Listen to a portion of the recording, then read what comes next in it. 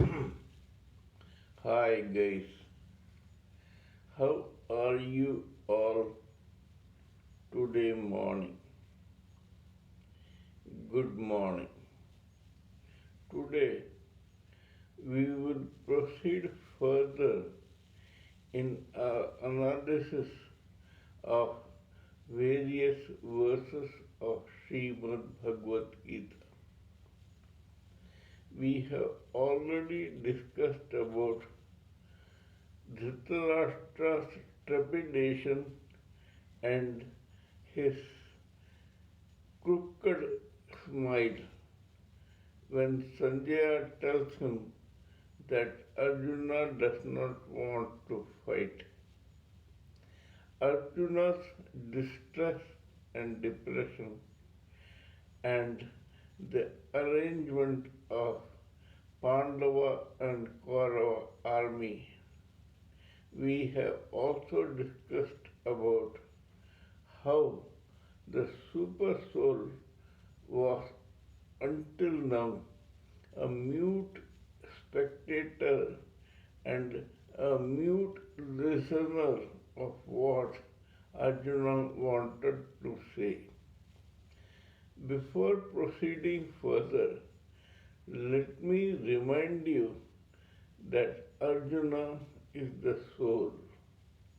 The soul is the spark from the eternal flame which ejected itself out so that it can lord it over material nature.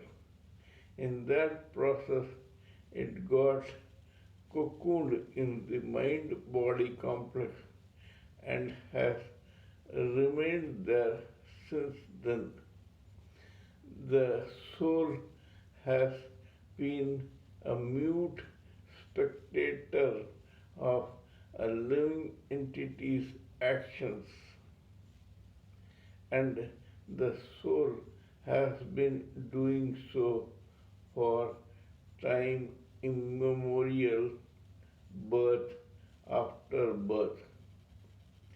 Before proceeding further, let me remind you that every living entity in the society has three modes of material nature: goodness, passion, and ignorance, and divine and demonic nature, plus positive and negative qualities.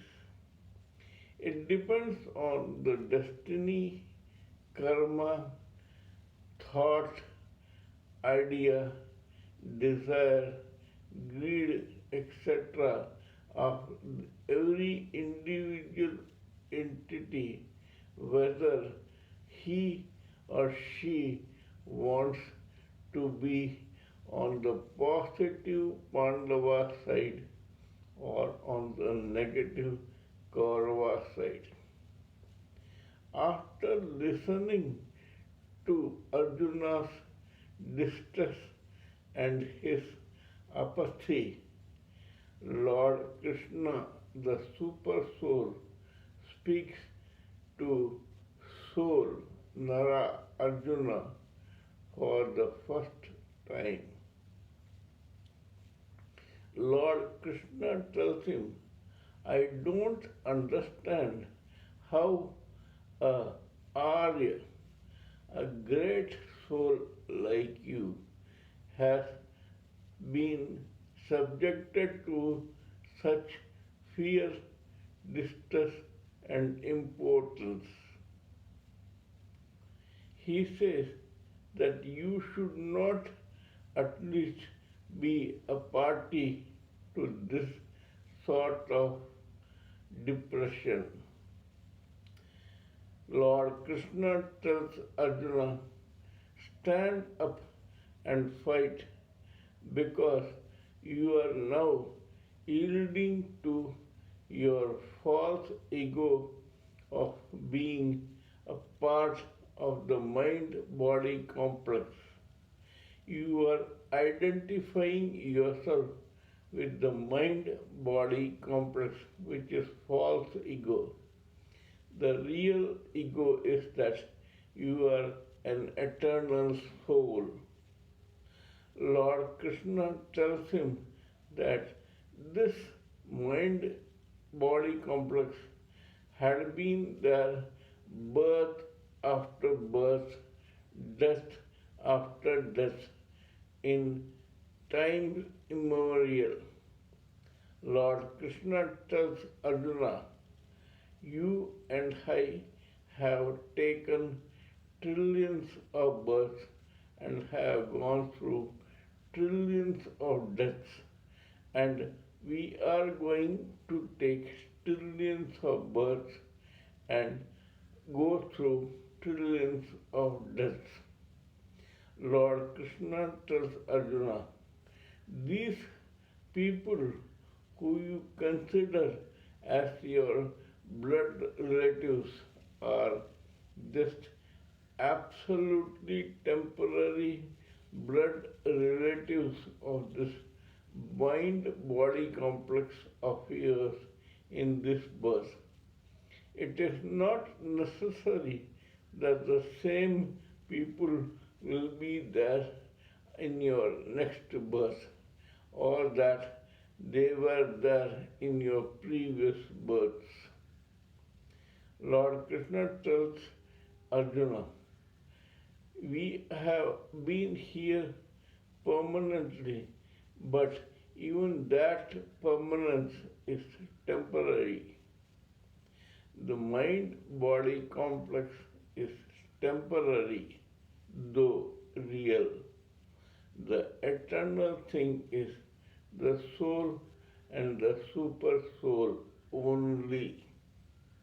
He says that when a person is born, he goes through baby time, then childhood, then adulthood, then middle age, then old age, and ultimately death.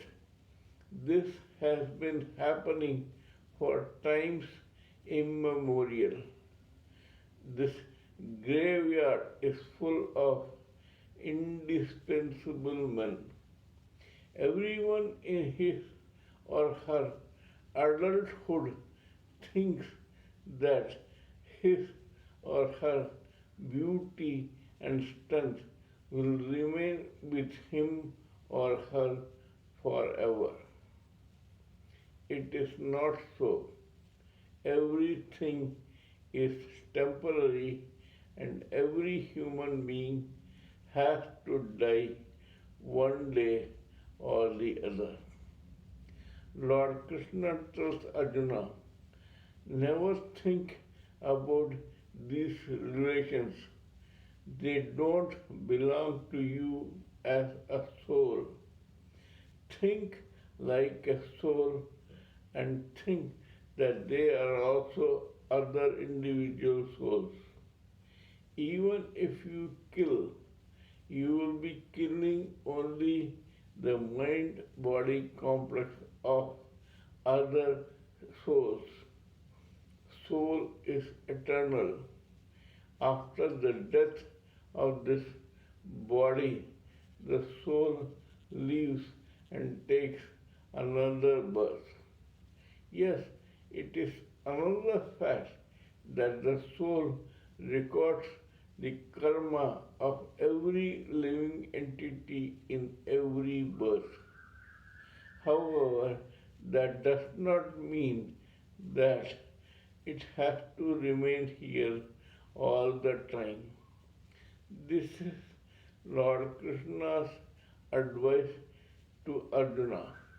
He says, don't yield to impotence, distress, depression, inferiority complex, guilt consciousness, etc.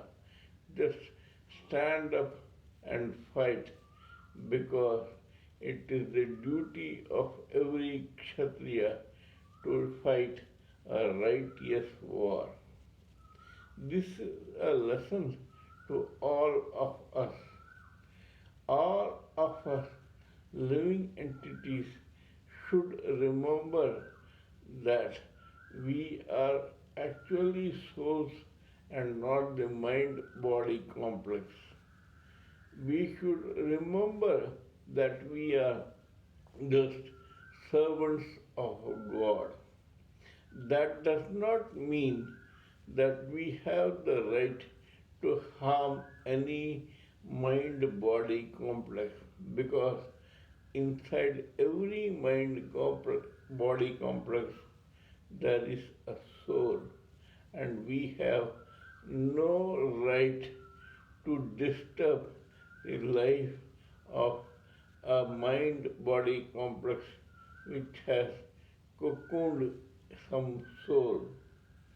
If we do that, our karma will be booked both by our soul and by that living entity's soul. As a result of it, if death occurs to a mind body complex because of our violence, we will have to repay our debt in future, either in this birth or in any other birth. Kindly let me know what you think of my talk on this subject. Please pardon me for my errors, mistakes, blunders, etc. in my appearance, diction, spelling, grammar, etc. If you like what I have said, if you agree with what I have said, kindly subscribe to my channel and press the bell icon so that I can remind you of my other videos. Till we meet in my next video, it is a good day from TSV Raghavan.